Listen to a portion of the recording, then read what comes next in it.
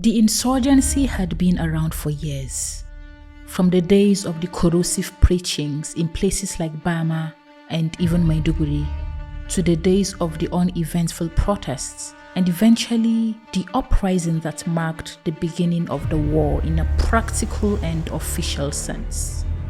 But it was in 2014 and 2015 that the height of the humanitarian crisis was finally seen.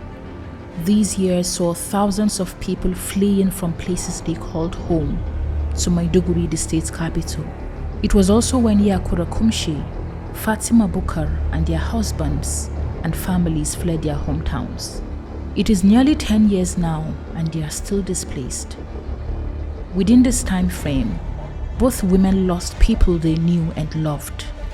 Their husbands were detained for years, and they were forced by their circumstances to join a group of women to found a movement whose potential even they did not know at the time. This is a story of how displaced women in Nigeria's northeast organize, advocate, and demand justice as though their lives depend on it, because it does.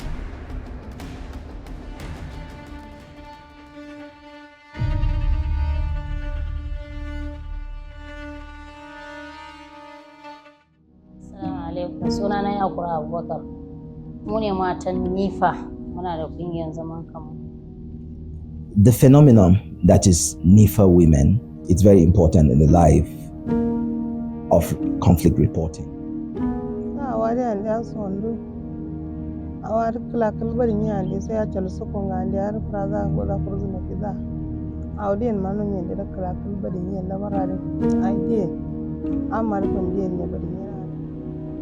What I saw in the spirits, what I saw in their determination to change their own status quo, to change their own circumstance was motivated in itself.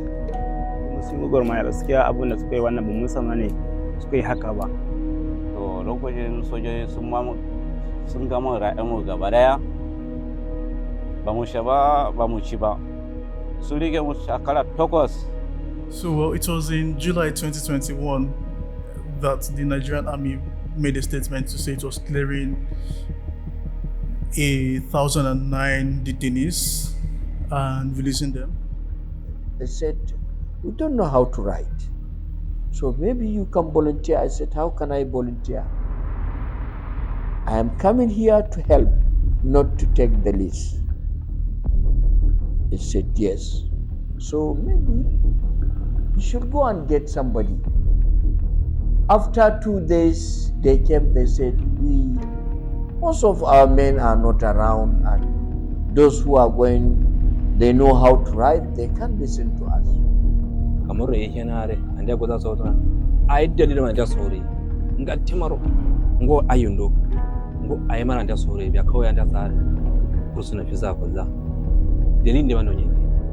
Shine ya kellu wannan wancan su wajen su biyar suka zo wajena suka ce min to gashi lalla in yi kokari duk hanyar da za a yi mazajin su ji labari dai kawai suna raye,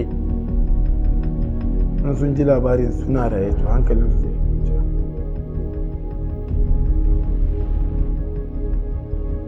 When the insurgency started over a decade ago, attacks were recorded and towns fell rapidly to the terror group.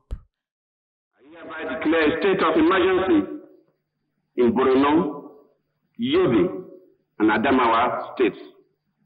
Accordingly, the Chief of Defense Staff has been directed to immediately deploy more troops to these states for more effective internal security operations.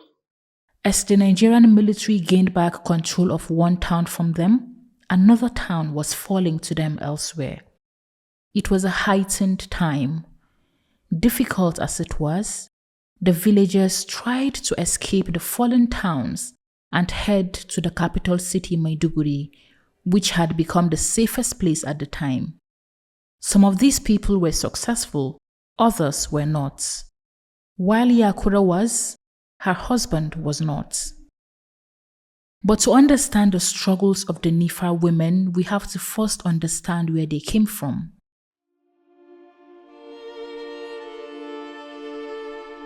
muna cikin rayuwar mazan mu suna kasuwansu, mu mata kuma muna sayar da kayan mu a cikin gida, amma na mazan mu din ne muke sayarwa. Muna islamiyyar mu, yaran mu suna zuwa islamiyya, sai yakin Boko Haram ya tashi. Da abu ya tashi ya iya kyau, yau ana kashe mutum, gobe ana kashe mutum. Aka zo aka hana fitan mazan ma sana'a bare mata. Aka ce wa mata ba za a je daji ba, ba za a yi sana'a ba, ba za a yi ruwa ba. When the insurgents group first took over Yakura's village, one of the first things they did was to cut down the rights of women, their rights to movement, their rights to work. Women experience war differently. Suka ce namiji shine zai je ne ma ya kawo ya ciyar da matarsa da yaransa. Ba za ku je ku mata ku yi kasuwa a cikin kasuwa ba. Ba za ku je ku ɗibi ruwa a waje ba. Wannan haƙƙi ne akan namiji ya siya muku ruwa, in ba da halin siya ya ɗiba muku. Kuma bai kamata mace ya je ya noma a daji ya sha wahala ba, namiji shine zai je ya nema. But this was no way to live, and Yakura and her family knew this. And so they made the decision to sneak out of town. But it wasn't so simple. The decision could cost them their lives if they were caught. So they decided to outwit the terrorists. Karfe 9 rana haka muka fita, dan da daddare in ka fita ma ana kashe mutum, da daddare ana jira hanyar ko dan wani zai fita ya bar gari. Inda rana ne sun sadakar ba wanda zai fita da rana, sai muka yi musu wayo, muka fura wutan mu, muka daddaura tukwanen mu na girki kamar muna nan, muka bude gidan mu gaba ɗaya da kayan mu muka baza shi a gida. Mijin mu ya fara fita sai mun kuma muka bi shi, ba su yi tsammani mun bar garin ba, da suna gani gidan mu din ba a tattare yake ba halin mutum ya gudu. However, even though they had a plan for outwitting the terrorists, they did not have one for outwitting the military. They did not think that they would need one, especially because they were victims, not fighters. Da rana muka fita, da muka fita muka zo bodan Cameroon, daga muka zo bodan Cameroon dare yayi, sai muka ce a kar mu shiga da daddare. Muka shiga da daddare sojoji ba su ce mu talakoki bane, har su harbe mu. Muka kwana, sai ɗan uwan shi a Cameroon waya yace da safe mu fito Charmare. To da asuba ashe su suna gan mu a kyamara, su da kansu suka tashi suka zo gurin mu suka ce kar ku gudu, kar ku gudu, ai tun da yamma muna ganin ku tukuna ba ku iso ba, muka zo gurin ku, ba abin da zai faru da ku, za ta tambaye ku. Aka tambaye mu daga ina kuke, daga guri kaza, ina za ku tafi, guri kaza za mu tafi. But this was at a time when counterinsurgency operations were at its peak. The military was stationed at different parts of the road, intercepting those who were escaping from villages Boko Haram had taken. Yakura and her companions ran into the military and had to undergo some questioning. This was when the second round of troubles began.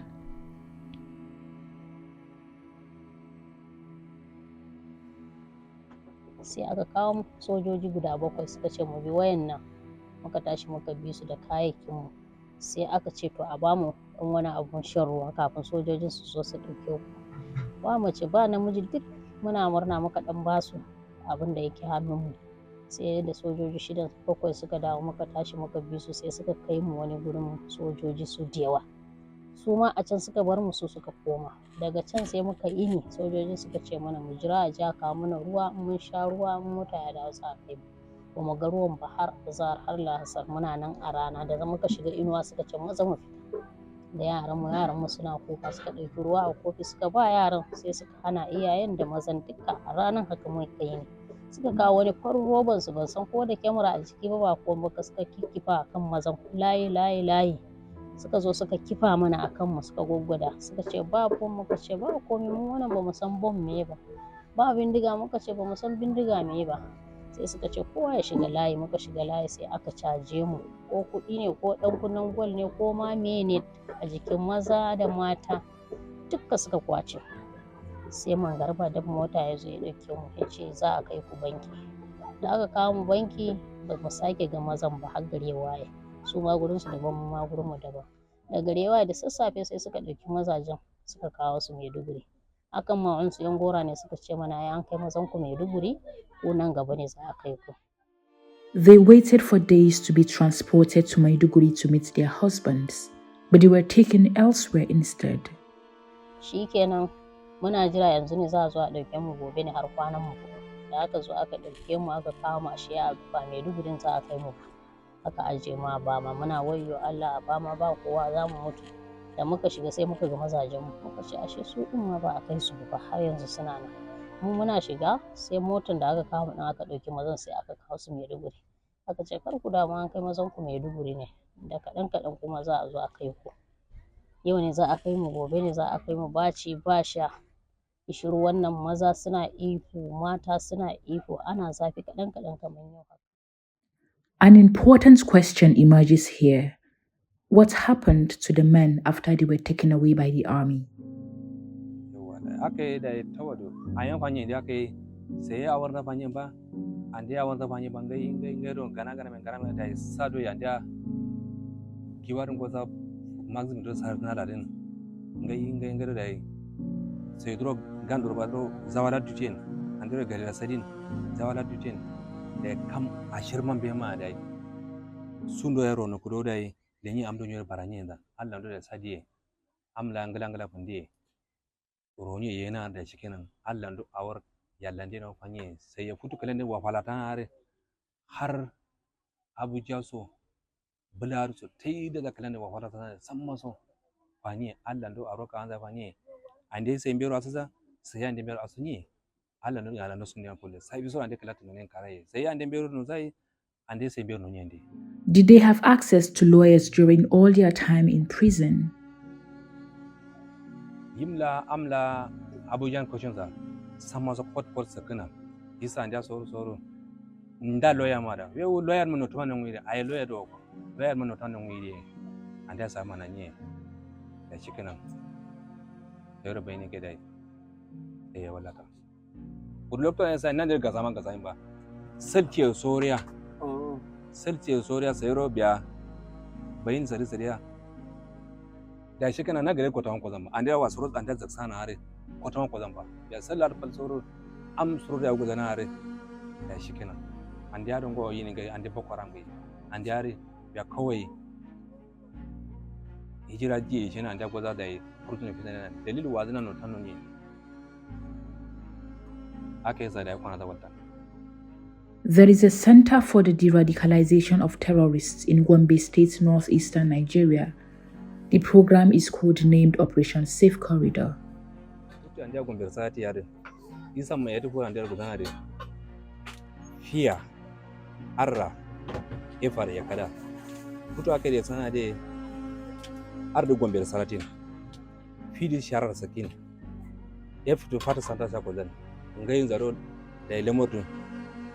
baksan so mo zai sharade nda amdo firo sai sharar ikimare sai ya balimi a jitaw nda balimi za mukuna balimi ba ape ba akai sai ta ware sai sharar ikirmon din ba can mukuna balimi duwa mukuna ayafan diya sai sharar ikirmon ba sai za bakkan alan godon zan godon yin bakkan kai ro dai monzi firi indirect san efra kaza shikana dai alan da yare efe da fiza amdo arda ya gabara gombe tato da sadi anda gombe sati awa mana da fujiya ba dai ala yanda zaksu da anda gombe sati da yanda fi zakwalala.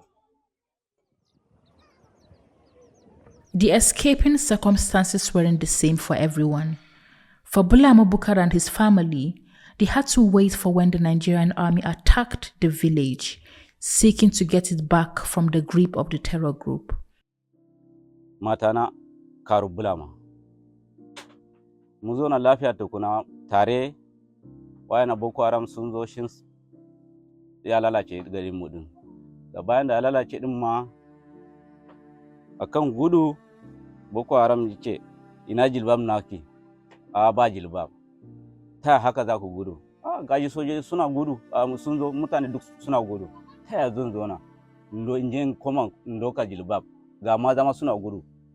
Haka ma sun bulale shi to daga bayan naji abinda sun yi wannan ba daidai bane ga maza muna gudu taya mace zai koma ya doka jilbab dan me ka faɗa haka din kai din naka ma bulala 20 ne sun bulale ne guda bulala 20.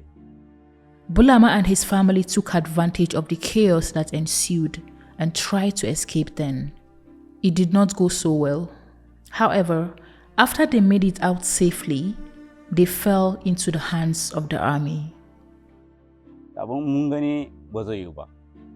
Mun zauna ma gaban su kashewa ne zamu yi. Haka matana ka tara kayanka wayannan mun bar wajen su ne.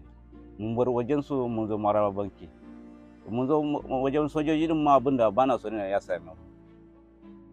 Lokacin ma matana ya ga ba tafiya din ba ne. In mun je ma za a raba mu shi ne abinda bana so. Ba komai mu tafi. Abinda Allah zai annabi sa ba ko ne abin nan ne. Ke mun zo a shi ne abinda ya faɗa ne ya same mu. Shekara 8 sun raba mu. Bayan da shekara 8 ne Allah ya hada mu mun zo. In the days following, when Yakura and her companions were taken by the military, the suffering and humanitarian disaster were intense. Sai aka ɗauke mu daga cikin prisonerin aka ce za a kai ku Maiduguri, sai aka kai mu cikin asibiti. Da aka kai mu asibiti kuma a asibiti ma shi ba ruwa ba abinci. Duk cikin bohol ɗayan ma a waje ne a lokacin za mu zo mu ɗiba. In haka mayan gora suka ce ba fita ruwa, ba wanda zai fita. Haka za mu yi ne. Asibiti general na Bama wannan. Haka za mu yi ne da ishirwan mu. Akwai wanda zai soma a layin ruwa, akwai yaron da zai rasu a layin ruwa, akwai namijin irin dattijawan da aka bari wannan za su soma har su mutu da rashin ruwa. Sai aka kawo mana doktoci aka ce ai ana mutuwa wani cuta ya zo Bama. Da aka kawo doktocin suka yi ba sa ga cuta, suka ce anya wayannan ba yunwa bane da tunani. Dan ba ma ga cuta in ba musu wani abu ba zai yi a sa musu allura su drip. Sai shi kenan aka ce kowa ya shirya ranar Monday da Laraba za a zo a kai marar lafiya Maiduguri. Waɗansu ma suna cewa ai mazan mu da aka kai su Maiduguri har yau bamu gan su ba, kuma in mun je ai haka za mu ɓace ba za mu tafi ba, har suna ɓoyewa. In suka ce gashi mota ya zo kowa yana gudu. Wani kuma yana wani kuma yana cewa a ba mu san ai abin da Allah zai yi a gaba ba, za a kai ku ne asibiti ku samu sauki dan anan ga cuta ga yunwa ga rashin. The hardship in the Bama IDP camp was so intense that more than 10 people are believed to have died every day before help came. Some accounts say up to 40 people died on some days.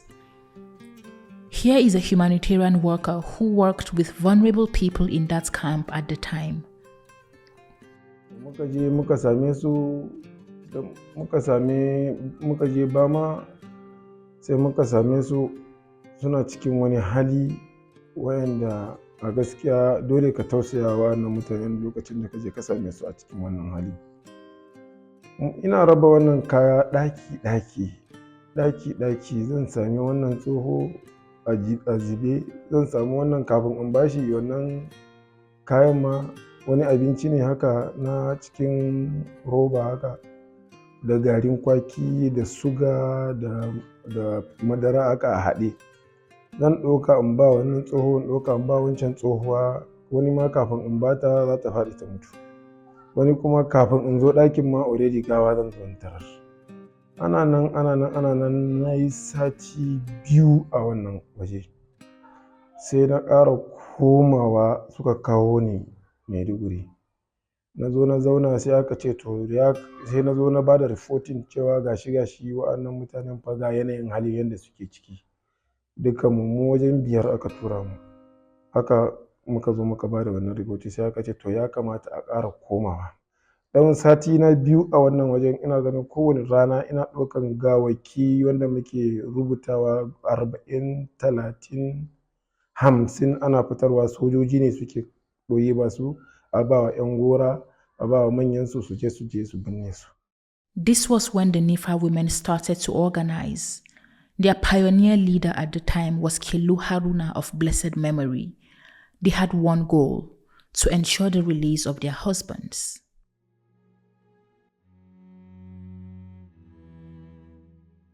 Sayan tambuke wurakon. Sa wari ande asondu. Awari kilakil bari ni ande saya chalu sokon ande ari fraza goza furzu na fiza. Awdien manu nyende da kilakil bari ni lamarare. Aide amar funde nya bari ni na da dai. Kamu safunde. Lamarara am di aringo junza no nyende so tuna siyasa kana manu nyende kalande kulnye amari tinye baranye nya mo jumba nyere kama amande mukwe ba mai so biya kam na dana so kam katenden waya so ngode akala ko ngandin tinyo yangala da allan please rot bodi salis rot bodi nyana de biya dina son mar reason and so grant rawa na nero ditaro kam pelgaya kam bulanda nda we set project.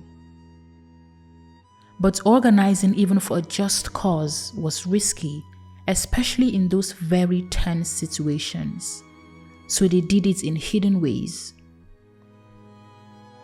Kalate kunya ushima bari nyana sada man dinaro reason so ja so panza kama kolzamba ro alaman na pichi da mali tare rawana ban isi ditaro ga ya ande kama de ya kede be she kam pal sori tare pal chidin gananya kam ishaya dai kam gade ma kalanyen akai lan kam pal ga ya kam pindi ya ta ya piu ya kam bulan zare loktu bana bara wol roja sulin walta akai samma dai chap suri please defende awshimar bodi jena da alan godonyen hawdu am kalan zaro ganye ngongo de lamara futu bodi jena les di ala ndi abana jin am de so isan gube o campus o dalori tuso muna so ba ma so kandu ga so samma gaye am duso kam satana har sala zina ndi amatun mazan hade ngode kam nyuroti hade da samma kondiye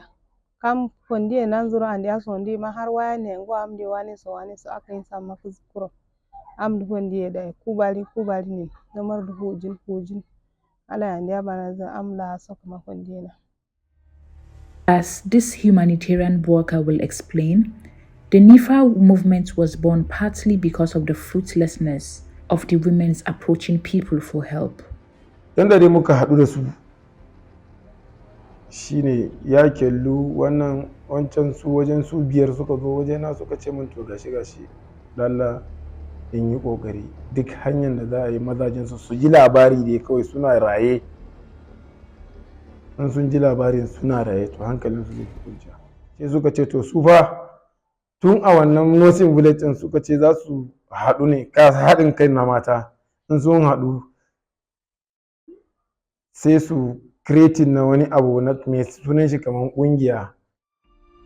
Finally, in 2021, their husbands started to regain freedom in batches. There were batches of 400 people, 500 people, etc. Right now, we can estimate that at least 1,300 of the men have regained freedom. This is Yakura's husband, who was finally released in November 2021, after about 6 years in detention. Zauro sayro ko kalanem ko kori dibir sarina tumanye ndere har kalanen nalle zai ba har jinar manaza saya kai da zam jinar goza wa za kalanem ko kori zauro sarin tumanye ndero hawo kalanen sana zauro askin yana ala anda sumo dai ishe kala anda sa kala kala hawo ishe nan mai kamar anda ko zai sai ma zawa surutin we zawo dukin awunya ka kiliya da ganyi dingande anda dingande har kwar kace kawai shi nan wala kasu da den wala wa wala bukuran karai kara lume awdimi wa wanya ko zaimba wa wala bukuran karai. One of the things he finds most painful is that surrendered terrorists seem to be getting better treatment than he and others who were wrongfully detained. Gwamnati ga tamaro adad andira saji suran adad andira saji ran wanda maro da tare an da lefin diwan nan yende an da sa tuludo saradu roza ayun den nan yende duri ne so kamar so wala da sasan har amara de so har kala jirin hauji banza sun je sadar laba baza am de kada babazana wa fala zalla yayen sai wa fala zalla kairo babaza har soja yi sulu ngosa yar ayun zanu yende sai ro amada idan adad de yende almara sulu ya andira guza ayan fanye yende har kwayar kashe suru kwaya jan kwaya so wala karai kwaya nim adal suru andiro welle fi dena awade fi nduba den yerkir den duma indu kuzi a nyero dia karai ne guzai a pie guzai kwaya yi suru masara yan karai kam do bari mi guzina mai kamar shakwa dana am do balmi goza yanda sa kallo satan mai kamar mo ya sai rozo ayo zano za kam do balmi man mai isha kawo miyo masu timba sha ko za su roka kamar kan nasu ne amma kam ayo dingal tima ay man zai wallahi kwaye mai turwa wa wala bada su maximum nan zan mai wata za gwada biyan baraka kara chotto tunani da yongo ya awar ne kwanzan kam do kan za gam isna ma sha mukun da za zama sha kuro tini ko za shuru arze sadi suru bla aw roze sadi kwato sadina sanya sadina aw sari ba. The whereabouts of many more men is still unknown. Har kamar sawa ila wani bere mamanzare kuro bankiro lengya wallahi wa suriya shimjin roti macirin ade su kuro nazar da tanda yimba washan da har ci maburu zo bura ko zo yim ci sulunare har isa sawa sulunare notimin be notimin ba masu rin ba nya yeshin sa wakan ta ta re da kuskina wata ta kallon kasen kuma yaso wana awana ai noti yarin sojin kuma iskin noti ba akin ya nasa ya yile ngara kan da dai wangwaja kam yak fante jedan kwa no adati kam kwa yanda sadi. It is a sentiment that is shared by other men in his position. This is Fatima's husband, who was released in 2022. Kuma sun yi gwarmaya gaskiya abin da suka yi wannan ba mun san ne suka yi haka ba dan abin da ya sa su suna kauye ne girman kauye ne ba su san komai ba ne kuma wannan abun ba zai ma tuna a kai ba kuma Allah ya taimake mu sun tuna wannan abun sun hada kanunansu suka yi mana ca da gwamnati su dai suna gaya mu an ce musu wani nawa ne kuka so wannan abun za mu ba kudi ne muke so ba mu yalimi ne muka so suna tambayar su da yawa haka suka gaya musu ba mu son kudi ne mu dai inda zai yi yalimi ne muka so da in gun sun da ido shikenan mu bole mu ya kare su aka gaya mana alhamdulillah abin da suka yi mana mun gode Allah ya saka musu alheri. Wannan abun ya same mu gaskiya mun je wahala mun sha kwami da kwami suka sa mu prison suka azabta mu suka kai mu nan wajen prison guda fudu mun shiga mun fita to haka gwamnati ya ce ko dai gwamnati ya sallame ku zai koya muku aikin da zai muku amfani to bayan an sallame mu ba mu ga abin da zai mu amfani ba gashi yanzu suka kawo mu an bar mu da talauci kuma kafin wannan abun zai same mu alhamdulillah mun rike kanmu da iyalinmu duka muna da gidanmu a gine kuma ga dakin da yaranmu duk alhamdulillah gwargwadon karfin mun yi amma yanzu haka wannan wallahi tallahi ko kobo ban mu da shi balle gida balle daki balle wani abu gwamnati gaskiya bai yi mun adalci ba da haka muna neman hakkinmu in dai zai yiwu gwamnati ya ba mu hakkinmu wannan wahalan gaskiya ya shiga jikinmu waɗanda suka yi wannan aiki din nan ma sun fi mu da jin daɗi yanzu haka muna tare da su yanzu haka amma da su ne wannan abun sun yi amma yanzu sun fifita mu akan wannan akan mu su suke gaba ne su ne suke gaba da haka mu ma in Najeriya ne gaskiya kuma muna nema hakkinmu kaga gwamnati ya ba mu hakkinmu abunda suka yi mana wannan abu.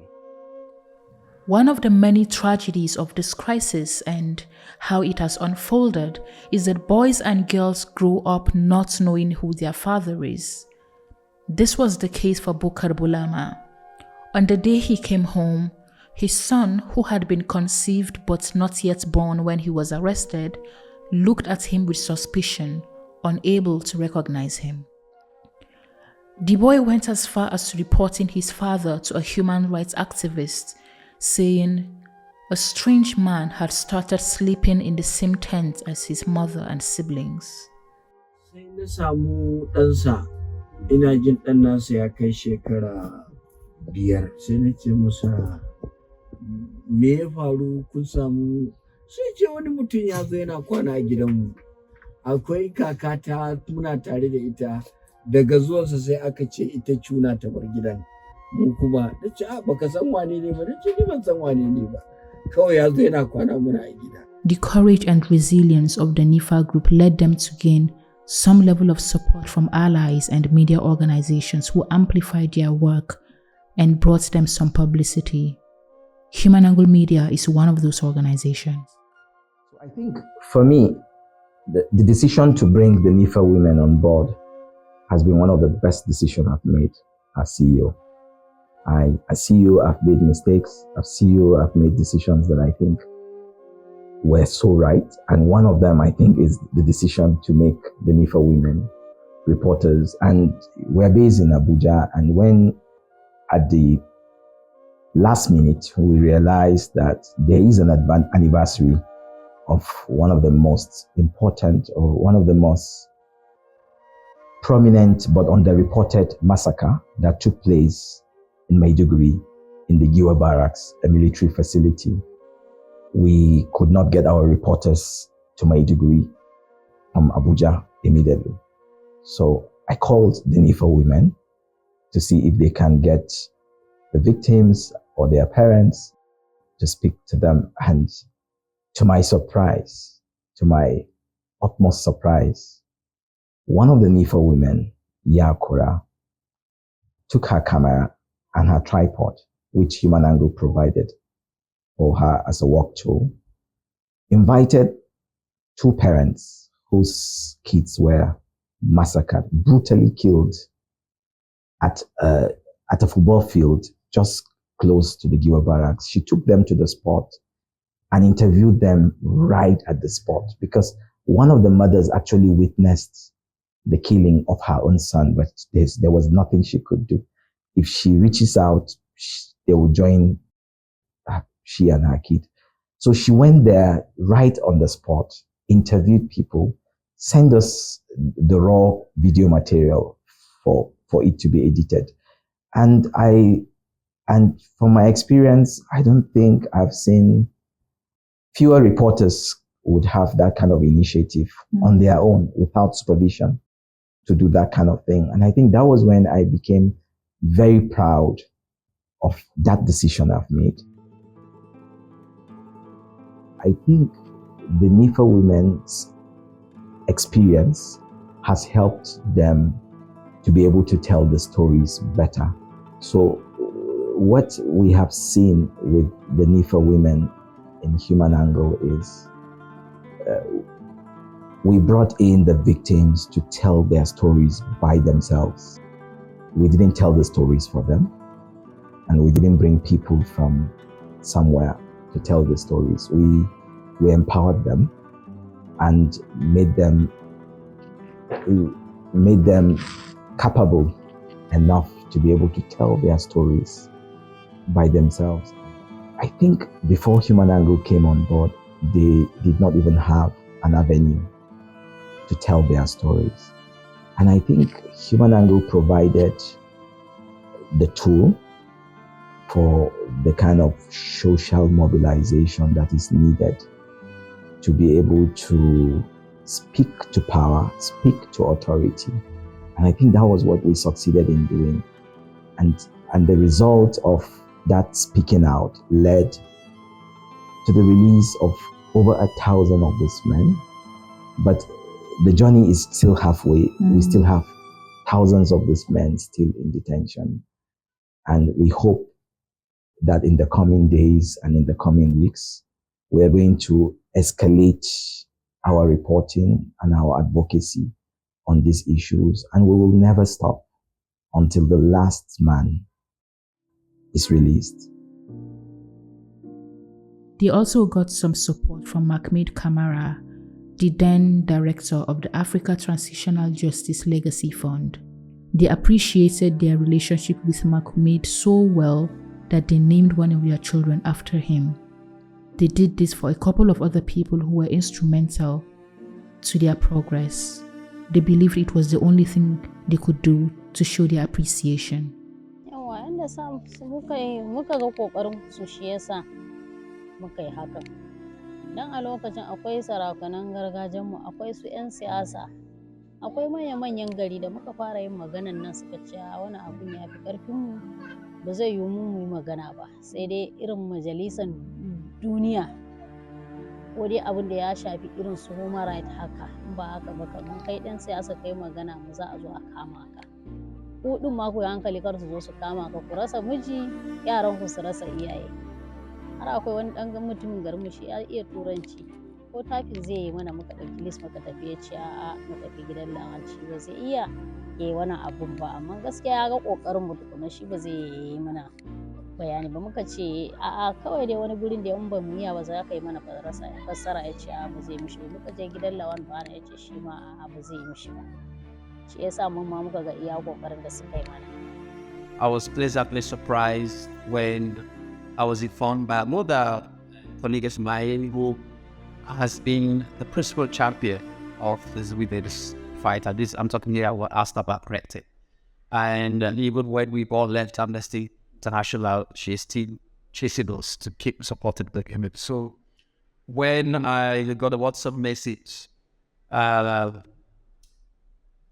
with the picture of the baby and said this is the young black maid, it was quite moving. It was very emotional because I know some of these women where they've come from and what they've been, and what we were doing was just plainly the human piece that supported them. So I felt proud as a namesake. I think I need to grow more as a namesake. I haven't actually killed the sheep yet, or my namesake. I mean, I still know that. But it was quite a pleasant feeling. It was quite satisfying in a way, because we don't do these things for recognition. We don't do them what they call to get children named after me. But when they do happen, it just shows that we still have humanity out there. We still have people who understand what it means to be grateful and to be thankful. So these women were in themselves very inspired. They, like I said at the start of this interview, this conversation, what I saw in the spirits, what I saw in their determination to change their own status quo, to change their own circumstance, was motivated in itself. But generally, what inspired me to work with these women and support them was because what happened to them, or what the government was doing to them, was plainly wrong. It was a serious violation of their rights as human beings, especially as women. And in the context of conflicts, we tend to always ignore the multi-level implications or impacts of human rights violations on women. And these were women who had lost the breadwinners of their family, so they were left to fend for themselves and their children. They were subjected to other forms of human rights violations. So apart from the fact that they had been made displaced, they were being deprived of the right to information about the whereabouts of their husbands. They were being deprived of the right to livelihoods. Their dignity as human beings were also being deprived. And I, as a human rights researcher and campaigner advocate at the time, it was a no-brainer to work with these women. But what stood out for me with these women was their determination, their commitment, and their thirst for justice.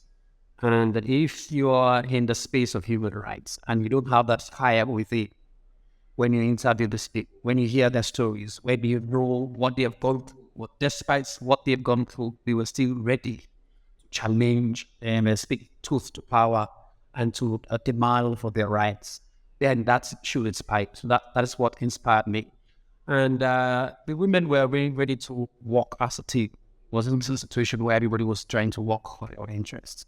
And there was a lot of learning there for human rights activists and campaigners and practitioners who always want to work in silos to gain credit. These women were ready to work as a team, as a unit, to demand a single thing. And it's just release our husband to tell us where they are, what has happened to them. A few journalists have also covered their story. So the first story I did about the women was actually, the reporting was done by Mr. Ahmed Saukida. So he had gone to Maiduguri and then he came back to the Abuja office with the materials, the interviews, the transcripts.